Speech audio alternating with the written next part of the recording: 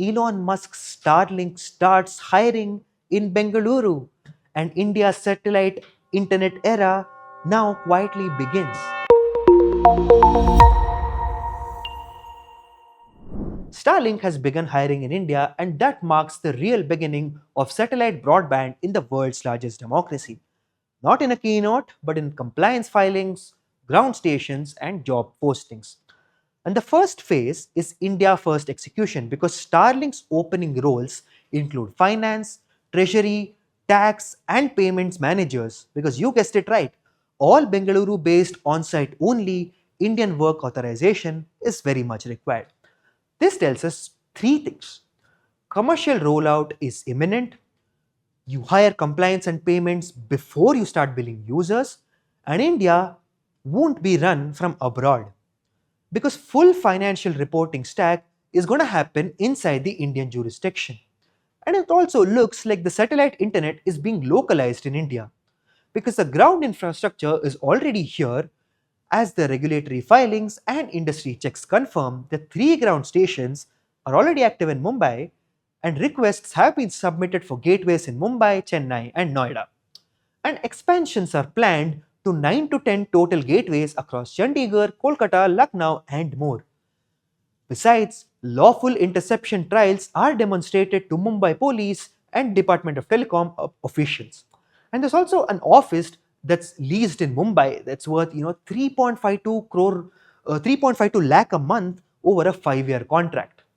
They also is going to have a dedicated India subsidiary in place. And clearly, India does not approve satellite internet because someone infamous, right? India approves satellite internet when spectrum, security, interception, access, ground control, and localization are all proven together. And Starlink is crossing those gates one by one. The geopolitical context says more than anything because India is structuring a strategic layer of national connectivity. Starlink will not operate here like it does in, let's say, a Ukraine or Brazil because this is a controlled sovereign telecom satcom environment, and the Department of Telecommunications and TRAI are doing three things simultaneously. One is that they're finalizing satcom spectrum pricing. Two, they're testing lawful interception pipelines. Three, they're enforcing local compliance and control because satellite internet, folks, at a national scale isn't connectivity, it's very much about sovereignty. Let's look at the competition map because when Starlink enters India commercially, it will not be alone because we have Geo Satellite, which is the geospace fiber. Then we have the Eutelsat OneWeb. Then we have Amazon Kuiper already hiring India GTM leads. Then we have ISRO's LEO and Future Satcom architecture. So you have three global players, two domestic systems, and 1 billion plus end users. And one policy question: who controls India's sky economy? That's why approvals are a tad bit slow. It's not bureaucracy, it's strategy. Because take a look at the business model in India. Because the expected pricing is based on filings and industry signals that state that 30,000 to 35,000 rupees at a one-time kit cost.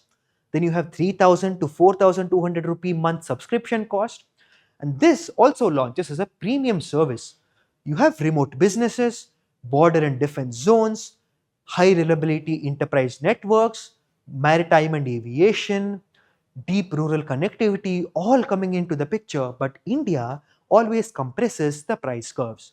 We saw it in mobile data, smartphone penetration, solar, UPI, now AI. But what begins premium in India does not stay premium. Remember that. This is the strategic why behind Starlink moves. And also, Starlink is clearly hiring here because India is the largest frontier connectivity market in the democratic world. And because the 2030 infrastructure race isn't land based, it is orbital based. And in that race, folks, India is doing two things at once.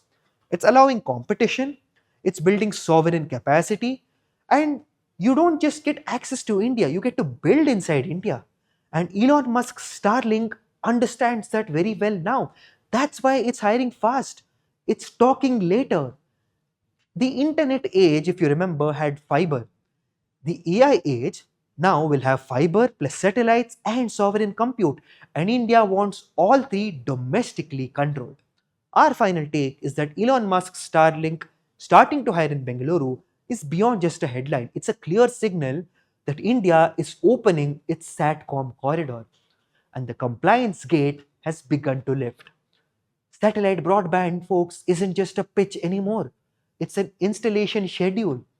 And India will not consume space internet, it will govern it. And the next telecom revolution will not be built on towers, it will be built in low Earth orbit, anchored by compliance hubs in Bengaluru and Mumbai, and shaped by a government that sees connectivity as a national infrastructure. And the only question that remains is that when Starlink activates in India, will it change the internet or will India change Starlink? Let us know what you think about this in the comments below.